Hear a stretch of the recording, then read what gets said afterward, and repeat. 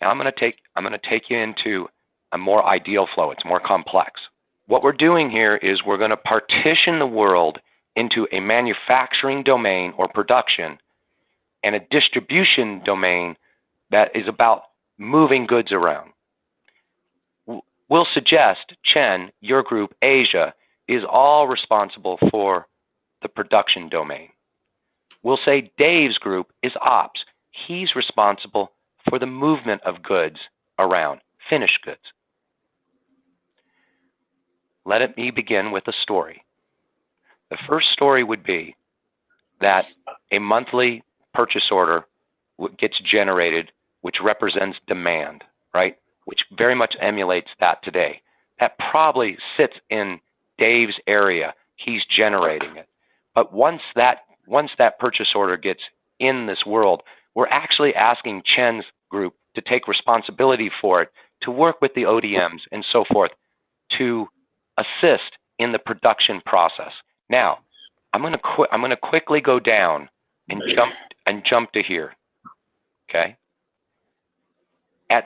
From looking at the demand here, I know by looking at some of the things that Rick has shown me and so forth, that you guys do a fair amount of work to try and understand what kind of raw materials you need to get in place over to the ODM so that they can indeed produce against that purchase order. You're looking for gaps and you're looking for things. Okay. I'm going to suggest that what you end up doing is you end up creating purchase orders for raw materials as you need to go get those goods. As those goods get acquired, you'll end up doing an item receipt, and you will put those item receipts into what I'm calling a manufacturer's virtual location. But I'm calling it virtual in the sense that it's not necessarily a factory floor, but it represents a space for which we don't really have our hands on it. I would also fully expect that at the time that you get your item receipts over here, ultimately you would get a manufacturer's invoice, and that manufacturer's invoice should tie out, which allows me to go back to this flow again, which is a little mini version of what we just did here. That I would expect that when you buy raw materials, you'll get a shipping manifest, and that you'll also get a factory invoice, and that you would do an item receipt. I'm effectively taking that down here in the raw materials. Visualize now that there's a store of raw materials growing inside a virtual warehouse location. In the meantime, Dave is planning how he wants to ship the goods that are being produced pretty much on a weekly basis. He's describing the network of various 3PL locations across the planet for which he wants to deliver goods. He's describing items and quantities and things that he wants to put in. That information then would get over to the supplier to give them all the instructions that they need so they know how to deliver the goods. And again, at that point, we're sort of over here, again, where they're learning how they're going to ship, and they would ultimately produce shipping manifests as they deliver. Now, at that point, when they actually ship, right, that's why I needed to show, I'm showing two documents because there's some complexity here.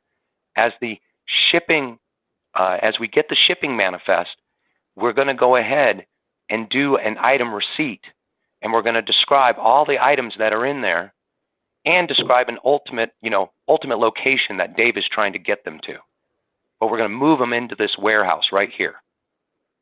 And at that time, we're going to bring in the concept of this landed cost template that will actually do automatic consumption of the raw materials that are in here based on formulas that can be maintained by Chen's group to automatically capitalize goods as they move into this location. So we increment the purchase order price plus the raw materials so the items as they move into this location are higher in value for raw materials and for purchase order cost.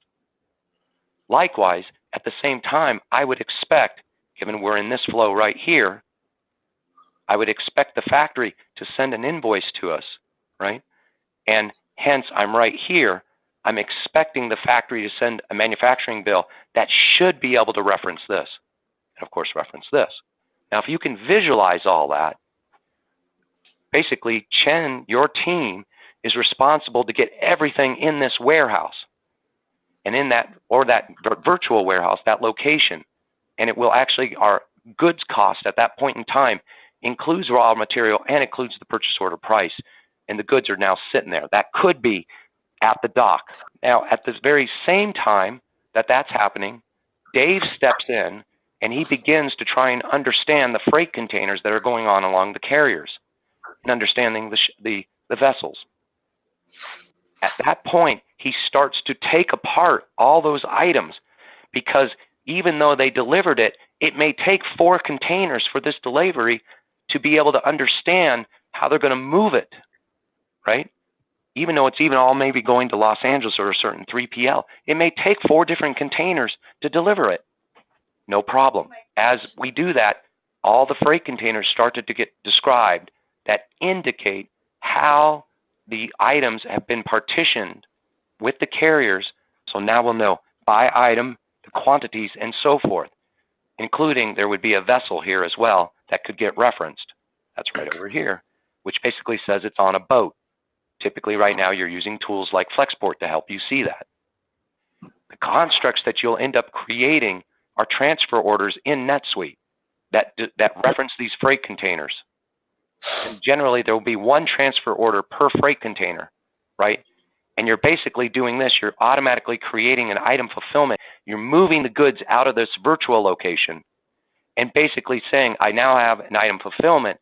You stop there, and now NetSuite goes, oh, it must be in transit. It's waiting for an item receipt to happen. At this point, then you can manage where you are on the freight container. You'll be able to manage where the information is about the freight container and the vessel, describing the dates and where it is on the water and when you expect it to land on the other side, on another continent. Finally, the 3PL receives the goods, right? And at that point, we need to have some communication to us. The idea is the 3PL tells you they did receive it. We then do an item receipt for that record, and here comes the landed cost template again. This time, the landed cost references different kind of information. It references the freight and duties, which are distribution type costs, and it begins to capitalize the goods even more so that by the time they land in the 3PL, now they're fully loaded. Of course, we may find imbalances between what the 3PL said they did and what we ultimately thought we had, right? Because we didn't open up that container. We trust it's right. And there will have to be some reconciliations between what we really said and what we have over here.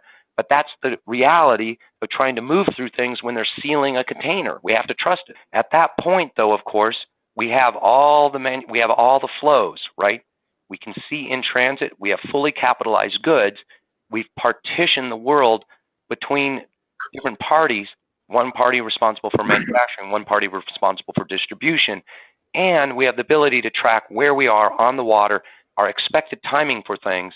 And the business system will indeed tell all parties who are looking in it that indeed we're expecting something to arrive here at this warehouse in the next few days, as Dave and his team keeps things updated. I will stop there and say that is the major narrative.